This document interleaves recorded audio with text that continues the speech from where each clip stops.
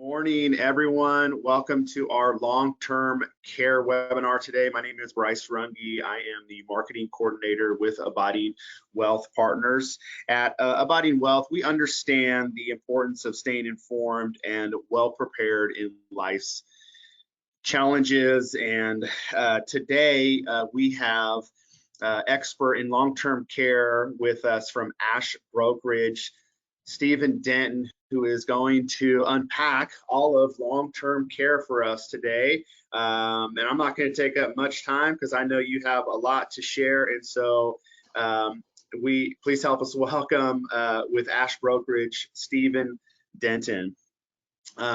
Sorry, before I kick that off to you, I will remind everyone that we do have some in your panel, we have some chat questions. If you have anything that you have questions, please feel free to throw those in there. I'll monitor those at the end. We will have a Q&A with Stephen, so feel free to put any questions you have. We also have some handouts that are free to you at any time. Please click on those and download those for your keeping. Anyways, that's all on my end, Stephen. I'm going to kick it over to you. Thank you.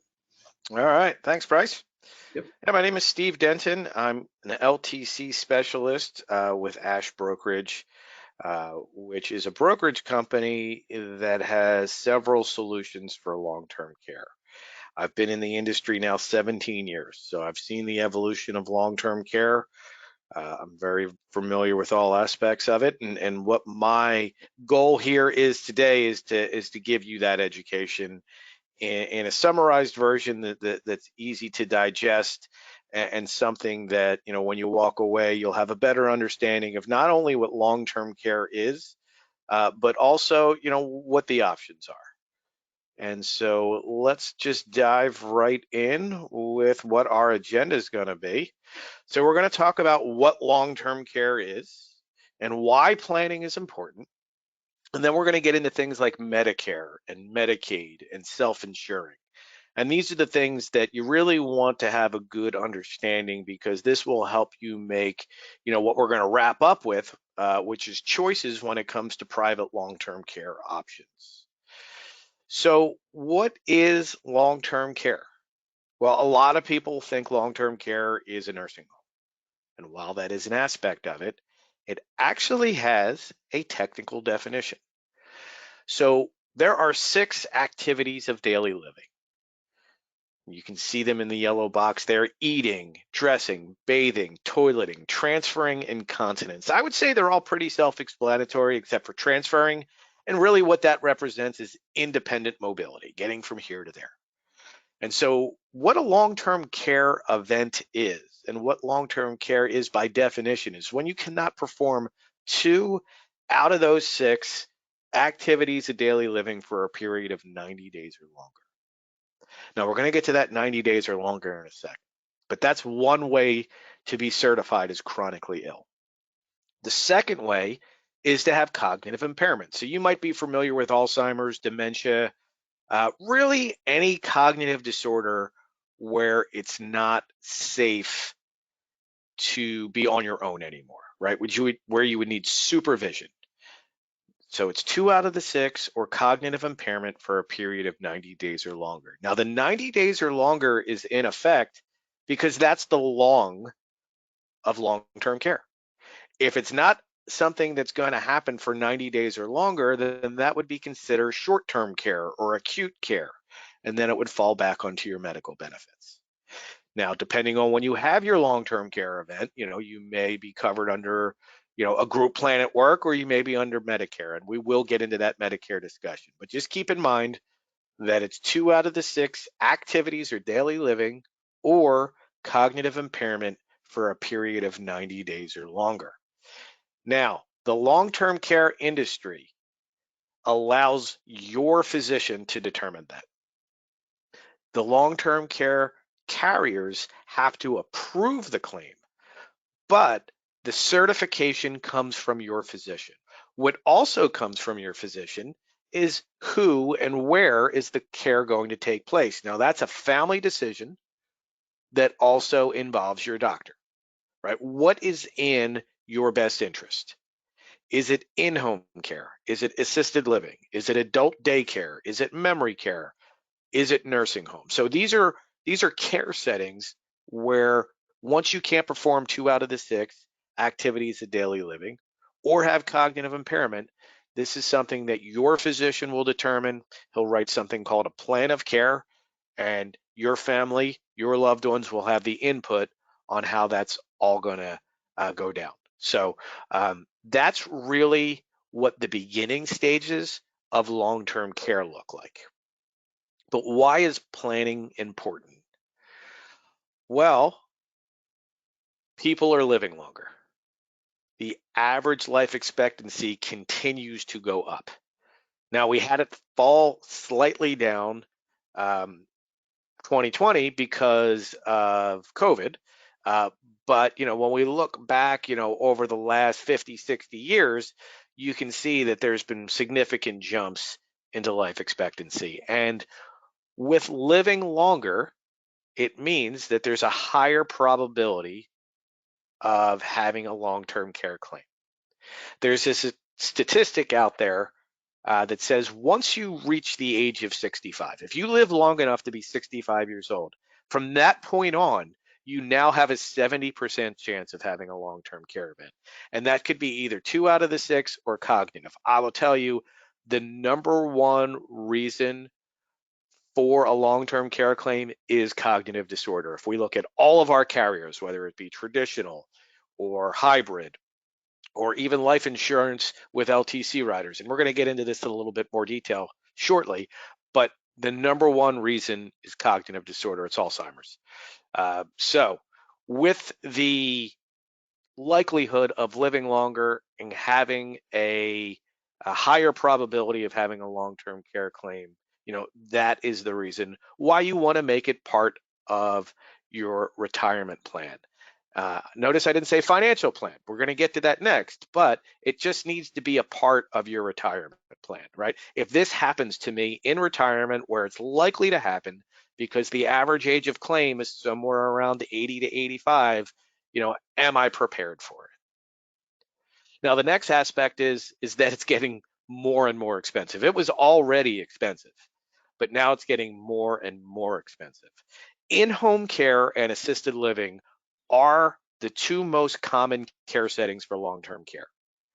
Nursing home is there. It's the most expensive, but it's also when somebody has planned for long-term care, it's not usually a place where you end up. Because if you have planned for long-term care, you have the resources to be able to make the decisions to get what most people want, which is in-home care. Normally, care starts off at home. If your condition gets a little worse, then you may have to go to a facility. But, with planning in place, you can probably go to assisted living rather than nursing home. Now, that's not to say that, you're never going to have a nursing home into your, situation, but I'll tell you that most people that end up at nursing homes are the people that are on Medicaid, which are the people that have spent down their assets, and are basically a product of the state. And again, we're going to talk about Medicare, Medicaid, self-insuring, all that in a few minutes. But just know that, not only is it expensive today, but it continues to go up. And because long-term care isn't about today, because long-term care is more about the future, we have to make sure that when we do put a plan in place, that we do it with that concept in mind, that, that the cost of care is going to continue to go up. And really what that says to me is we're going to look at some private insurance options. Depending on the age at which we look to purchase them, we want to make sure that inflation is part of that. So long-term care planning should have some sort of inflation factor on it. Whether, you're self-insuring and you're using an annuity, you want to make sure that you're getting a good crediting interest rate, or whether you're looking at, a long-term care insurance, you want to make sure that you have some sort of growth factor on it. Now, if you take a look at, what the cost of long-term care could likely look like in 15 years, now let's take that amount and see, what that would look like if you had a 3-year long-term care stay. And so you can see, even with in-home care and assisted living, which aren't as costly as nursing home, we still need to have a pretty good chunk set aside in retirement in case this were to happen. It's almost like trying to buy another house, while we're in our, retirement years in our late 70s or early 80s. So that's why it's important to make it part of your plan. And so, what is your plan? What type of care do you expect to receive? And who is going to provide that care? Are we looking at, in-home care, assisted living? Are you looking at leaning on family? And how do you plan to fund this type of care? Those are three basic questions that, you want your client to answer, and so that we can, best put something in front of them that's going to meet their needs. Now let's get into the Medicare and the Medicaid and the self-insuring, since we've kind of introduced them already. So Medicare does not really cover long-term care insurance. It can cover a portion of it at the beginning of a long-term care claim, provided that you follow Medicare's rules. Rule number one is that you have to have a 3-night hospital stay. Rule number two, from the hospital, you have to go directly into a rehab facility. If you follow those two rules, Medicare will cover your long-term care expenses in full for the first 20 days. After 20 days, if you're still in the rehab center, they'll cover your long-term care expenses for the next 80 days, but it'll be partial coverage. There'll be some sort of copayment involved with that type of coverage. After 100 days, Medicare's out because they do not cover long-term care expenses. Medicare is there to help retirees who are no longer covered under group employer plans with their just normal medical benefits. Long-term care is outside of that scope. And so all of those expenses that we were looking at for in-home care, assisted living, nursing home, that are going up each and every year, they're all going to fall back on you, because Medicare is not going to cover long-term care. You'll get 100 days out of them at most, but only the first 20 are going to be covered in full only if you follow their rules. So what else do we have? Medicaid. Medicaid is coverage for low-income Americans. The way you would be able to use Medicaid for long-term care is to make yourself poor, very simply stated. You have to meet the asset requirements, which are $2,000 or less, and you have to meet their income requirements, which put you pretty much down into poverty level. So think about that. Is that what you really want your financial plan to be? Is to spend down all the assets that you spent a lifetime accumulating and getting rid of all of your income to the point of poverty level so that you can qualify for government assistance? Now, let's say that you do. Let's just say, hey, you know what? I didn't have that much money. I really couldn't afford to do anything, so this is the route I have to go. If that's the case, you need to be prepared that you do not have any choice in the matter. There's no such thing as in-home care with Medicaid. And in fact, you're only going to get the care where they can have you. So you may not be near your loved ones, right? If you might have to move, a couple hours away because that's where the bed opening is. And when you get to this place, it's might not be the nicest. So, when you think about, is this how I want to spend my remaining years on this planet? It's just something to consider. It's nice that Medicaid's out there for certain situations, but for someone who is trying to plan for retirement and to leave legacy plans and really live the American dream. I really don't think that Medicaid should be part of that long-term care plan. So a lot of people will self-insure. Now, self-insuring is, there's nothing wrong with that plan, right? Because if you can afford to do it, more power to you. That's great. You did well. But then it would come down to efficiencies, right? So whether or not, you are self-insuring on purpose or by default because you don't have any other long-term care plan in place, you're going to be doing the same things. So number one is, hey, what's one of the upsides to it? I don't have to pay premiums, right? I don't have to worry about qualifying for underwriting to be able to get the coverage. So that's nice. That's a perk. But what's some of the downsides? Well, the first downside is that you're paying full price for long-term care. There are no discounts. There are no leverage. Furthermore, if your plan is to pull from a qualified account to pay for your long-term care expenses in retirement, because again, when a long-term care happens, it's usually between the ages of 80 to 85, you would now have a tax bill on top of that.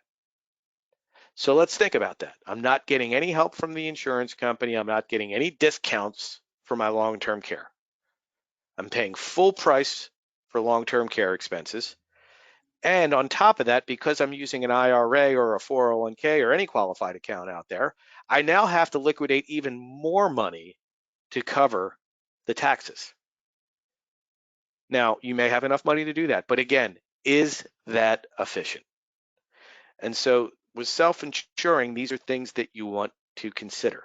The other thing is that you fully have to manage that claim. You're the one who's going to have to find the resources in your area.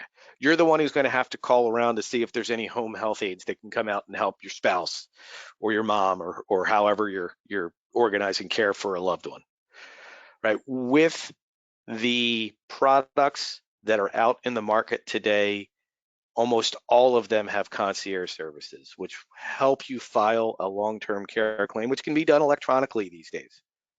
If not, they'll walk you through the process of the paperwork, tell you what needs to go to your physician, and they'll hold your hand during the process. But what they can do is also tell you what services are in the area for, multiple care settings. They can tell you the prices.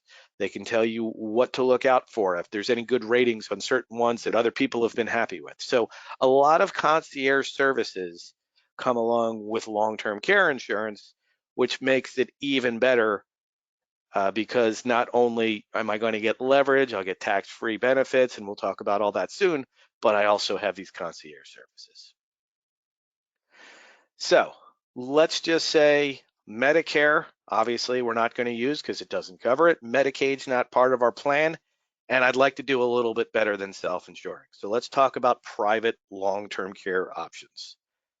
Now, here is a snapshot of what options are out there, and they're broken down into 4 categories. Now, category number 1 is the standalone long-term care, also known as traditional. That's the one that most people have purchased in this country for the last 50, 60 years.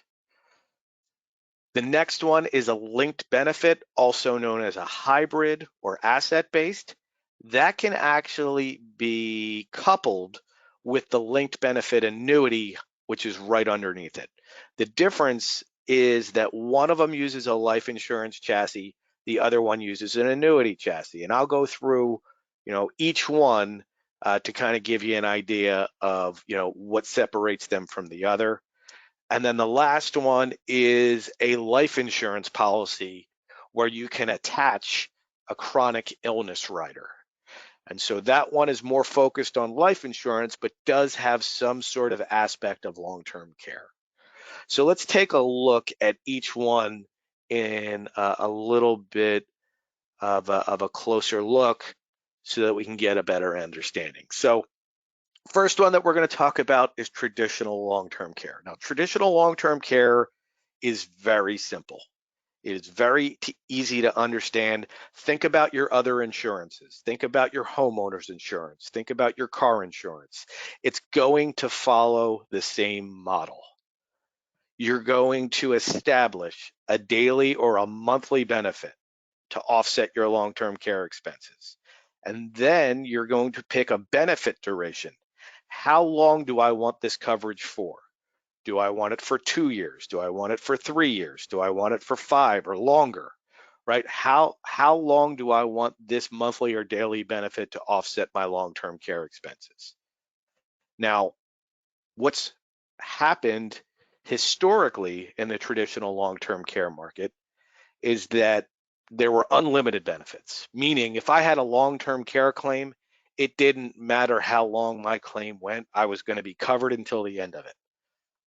And the other thing that I was going to get was an inflation option, which is number 3 on this list, which is going to grow that benefit. So I'm getting a starting daily or monthly benefit. It was growing by 5% compound inflation, and it was going to last me forever. And that really hurt the industry because they were giving it away for much cheaper than they should have been because they didn't understand the forecasting for long-term care. And so you may be reading articles or you may know people that are getting rate increases for these types of policies. And I can tell you that as much as that is still going on for the policies that were sold in the past, the policies that have being purchased in today's day and age, and I would say for the last about 15 years, aren't going through that because they've learned from the other carriers of the past. They're making better forecasting predictions, and that's why the benefit durations are now 2, 3, 4, and 5 years, because we know that long-term care claims can be all over the map. But what we're supposed to do is use family history and our own overall health and determine how long would I like to offset those expenses for. Am I going to be, the garden variety long-term care claim for a male and last about 2.3 years? Or am I going to be the garden variety, female long-term care claim that's going to last about 3.7 years? Or does cognitive impairment run in my family where somebody can be on claim for, 8, 9, 10 years? So these are things that you have to take into account when, creating a long-term care policy, especially a traditional one, because you have that flexibility. All of that will determine your premium. So you also have an elimination period, which you want to consider. Elimination period is like a deductible. And really what that means is it's just money out of your pocket first before the insurance would kick in. Now, the most standard elimination period is 90 days. So you would self-insure for the first 90 days, and then on the 91st day, you'd be able to get your benefit to offset your long-term care expenses. You can shorten that up, you can extend it, and all that does is either make the premium go up or down. So let's give you an example. I have a male 60-year-old client, and what we're looking for is a starting monthly benefit of $5,000, and we're going to have that benefit last for 36 months. Now, this is how most traditional policies are constructed. Usually have a monthly benefit that's going to be somewhat comparative to in-home care or assisted living in the area in which you live. We'll give you a starting monthly benefit of about 3 years. We'll give you a 3% compound inflation rider to grow that benefit over time, and then we'll give you the standard 90-day elimination period.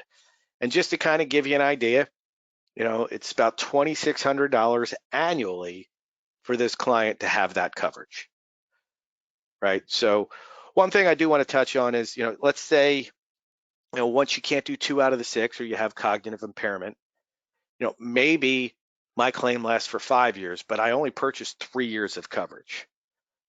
And that's okay, because in those 3 years, you either slowed down the bleed of your other assets or completely negated them to the point where you protected those assets for 3 years and really only had to use them for 2 years.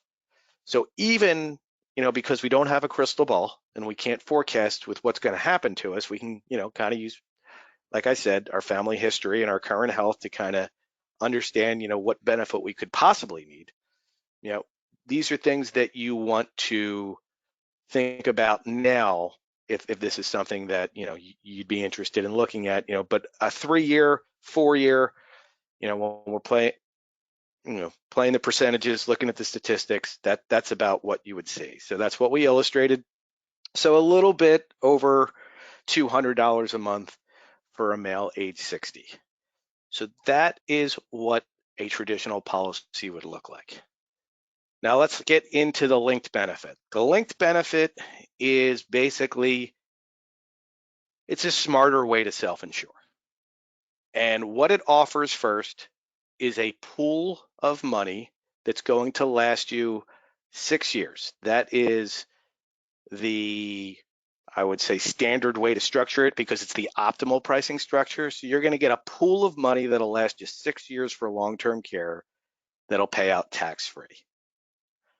The one thing that it does beyond what traditional does is it offers a death benefit if you don't use the long-term care.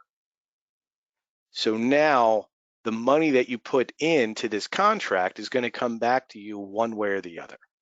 It's going to come back to you either in the form of tax-free long-term care dollars, where you're going to get leverage based off of age, gender, marital status, tobacco status. There'll be an inflation rider that'll grow that benefit there, all to contribute to the leverage. And again, it comes out tax-free. But if you don't have a long-term care event, then the money that you paid into it is now a tax-free death benefit that goes back to your family, goes back to your spouse, your kids, whoever your beneficiary is. So there's no use it or lose it with this type of policy. And on top of that, there'll be a cash value in there that you can have access to should you need to surrender the policy. So that is adjustable. You can kind of, do full money back guarantee or a partial money back guarantee. And depending on how you structure that, it'll, affect the other benefits. But it's nice to know that, you're owning a policy instead of renting a policy. So let me give you a solution, or an example rather, of that same 60-year-old male client. He's going to get a couple's discount. They do take that marital status into account. Pennsylvania resident. And let's just say you were going to self-insure with $100,000, right? We saw the 3-year long-term care projection, somewhere in the neighborhood of $300,000 plus. But let's just say, you know what? My family's pretty healthy. I'm pretty healthy. I really don't think long-term care is in my future, but I do believe in being prepared. So, I have a CD that's, sitting on the sidelines in case this were to happen to me or my spouse. Well, if you reposition that, if this 60-year-old male, non-smoker couples discount from Pennsylvania repositions that into, in this case, a linked benefit, on day one, that now turns to a tax-free LTC pool of about $495,000. Now, because it's a 6-year pool, that's going to mean a monthly benefit of $6,385 per month. And that's in today's dollars. That's immediate. If I die, my spouse will get $153,000 in a death benefit. So I'm actually making money, right? It's not just the premiums that I paid into. There's a little leverage on the death benefit here. And if I decide for some reason, I put the money in and all of a sudden, you know what, I don't want to do this anymore, I want to cancel, the carrier doesn't keep your money. You'd be able to get $66,000 in change back. Now, let's fast forward that out 25 years. The 60-year-old male is now 85. Because of the inflation, that pool of money has grown from $495,000 to over $1 million for long-term care. We're still going to have that 6-year benefit. But again, because of the inflation rider, it's now worth $13,368 per month. If I die at age 85, I never used a dollar for long-term care. My spouse, my children, whoever my beneficiary is, gets that $153,000 death benefit. You'll notice you're not going to make anyone rich with the death benefit. That is not its purpose. Its purpose is so you're not throwing your money away when you don't have a long-term care event. Now, what if I want to cancel? Age 85, I don't want the policy anymore. I want to cash it in. That surrender value has now grown to $124,000. You actually made money by putting it into this guaranteed linked benefit contract. All these benefits are guaranteed. Premiums are guaranteed. You don't have to worry about anything changing. Now, if I cancel, I can walk away with that 124, but I will have to pay gains. So that's one thing to consider. Everything else is tax-free. Now, the linked benefit annuity is the same exact story. It's the same exact story, except the leverage just isn't as strong. Most times we look at an annuity are for two reasons. Number one, our clients are a little bit older, right? Maybe they're in their 70s and the insurance leverage isn't that strong. But the other thing is maybe there's some health concerns, because all of insurance, even the linked benefit annuity products, you'd have to qualify for. But the annuity products don't ask as many questions. They're a lot more lenient. So a great success story for a linked benefit annuity is somebody that has a non-qualified annuity that they do not need for income. It's sitting on the sidelines. It's earmarked for care just in case. If not, it's part of their legacy plans to go to their grandkids or their kids. If you reposition that non-qualified annuity into a linked benefit annuity, you can then use it for long-term care, and you can still have it as a death benefit if you don't use the long-term care. Now, most people that have non-qualified annuities have gains in them. So when they either pass them on or use them for income, they have to pay tax. When you 1035 it into an annuity long-term care product and you use it for long-term care, the benefit pays out tax-free. So right there, I took a taxable investment and I made it a tax-free benefit. So that's win number one. The annuities also have crediting interest rates, so you'll continue to grow that benefit. That's win number two. And then if you don't use the long-term care, you do have the life insurance aspect and you can still continue it as part of your legacy plan. That's win number three. The other thing is that, unlike an insurance product with an annuity, if the ownership doesn't have to match in a 1035. So if there's, let's say the husband owns the non-qualified annuity in his name alone, what he can do is bring it over and then add his spouse as an eligible person. So now you have two people covered when one person was funding it. So that's one thing that you can do, is add your spouse to the plan, where you can't do that with an insurance product. And finally, as we wrap up, we have what's called accelerated benefit life. And really all this is life insurance. This is life insurance with a long-term care rider on it. And really what I'm doing is I am looking at life insurance because that is my number one goal.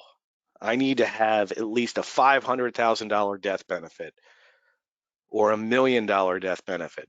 If I'm not here and I pass away, I want to make sure, my spouse, my children are taken care of, and I need this much life insurance to do that. But this is a permanent life insurance product, so I'm going to pay into it for as long as I own it. What I can do is I can add a rider just in case I have a long-term care event, and that's called a chronic illness rider. And if you add that rider, it may be at a charge, it may not, it depends on the carrier. They will allow you to accelerate a portion of your death benefit to pay for long-term care. And that's going to be at a percentage that will either be of 2% or 4%, or they may allow you so much, annually based on the per diem rate set by the IRS right now, which is $420 a day. But you're basically going to spend down that death benefit to use it for long-term care. So if I, let's say, purchased a death benefit of $500,000 and I take the 2% rider for long-term care, because that's the least expensive one, basically, I'll have a $10,000 monthly benefit. Now that might work out for me, right? If I buy this when I'm in my 60s or my 50s, $10,000 today, not bad. Now, the only thing I have to consider is there's no inflation on a life with a rider. So 10,000 today is going to be $10,000, 20 years, 25 years from now, which, still isn't bad, but is it better than what I can do with an inflation rider? So a linked benefit, whether it be annuity-based or insurance-based, is really the opposite of a life with a rider, because the linked benefit, the asset-based long-term care, the hybrid, whatever you want to call it, focuses on long-term care first and foremost. The life insurance with the chronic illness rider focuses on life insurance as its number one goal, but then splashes in a little long-term care just for a little diversity. So whether it's traditional, whether it's linked benefit, life insurance or linked benefit annuity, whether it's just pure life insurance with a long-term care rider, all of these are plans. And these are things that you want to consider, as you're putting your long-term care plan together to protect, not only your assets, not only your legacy plans, but also your loved ones from having to deal with the stresses and difficulties of long-term care. So Bryce, that's it for me. I'm going to kick it back over to you and see if there's any questions. Awesome. Thank you, Stephen. Very, very insightful, and we're very appreciative of you. Just kind of monitoring here right now. We don't have any questions. So yeah, just looks like we don't have any questions. So with that, Stephen, again, appreciate you. Very insightful information. And again, grateful to have you on our webinar today. If any of you have questions, feel free to reach out to either Stephen or us here at Abiding Wealth, and we'll help direct and answer your questions. So with that being said, we will let you go. And again, Stephen, thank you again. We're very grateful for you today. All right, everyone, take care. Thank you. Have a good rest of your week.